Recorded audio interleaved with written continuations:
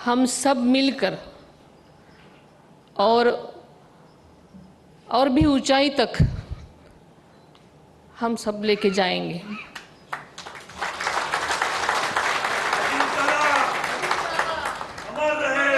आदरणीय दादा आज आपल्यात नाहीत, हे अजूनही मन मानायला तयार नाही। हा आघात प्रचंड आहे, मात्र वास्तव मान्य करायला पाहिजे। यातून आपल्याला बाहेर पडलं पाहिजे, आपल्या सगळ्यांनाच सावरलं पाहिजे। कारण आपली राष्ट्रवादी काँग्रेस पक्ष हा केवळ पक्ष नाही, तर हा एक विचार आहे, एक परिवार आहे। परिवार आहे महाराष्ट्राच्या समृद्धीचा, परिवार आहे परिवर्तनाचा, महत्त्वाचं म्हणजे तुमच्या आमच्या सर्वांच्या अभिमानाचा आणि स्वाभिमानाचा विचार करणारा हा पक्ष आहे। आणि हाच विचार पुढे नेण्यासाठी या कठीण काळातही आपल्याला निर्धारानं पुढे जावं लागणार आहे।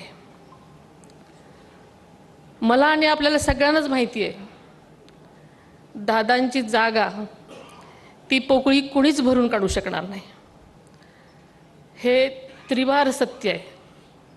पण त्यांनी दिलेले विचार, त्यांनी दाखवलेला आपल्या सर्वांना विकासाचा मार्ग, त्यांनी घडवलेला एक एक कार्यकर्ता,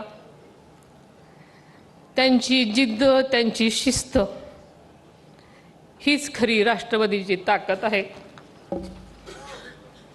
आपल्या सर्वांना माहिती आहे की 30 जून 2023 साली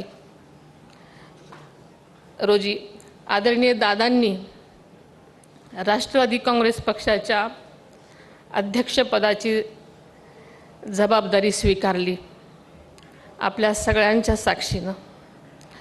आदरणीय दादांनी राष्ट्रीय अध्यक्षपदाचा साधारणपणे 2.5 वर्षाचाच कालावधी मिळाला।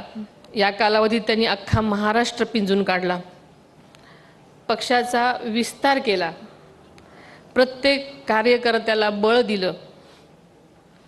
कष्ट, समर्पण आणि काटेकोर नियोजनाचे आपल्या पक्षाची ताकद तिपटीने वाढवली। आदरणीय दादांच्या या अध्यक्षपदाच्या, राष्ट्रीय अध्यक्षपदाच्या कालावधीमध्ये लोकसभा, महाराष्ट्राची विधानसभा, अरुणाचल प्रदेश, दिल्ली, जम्मू काश्मीर, बिहार या राज्यातल्या विधानसभा, महाराष्ट्र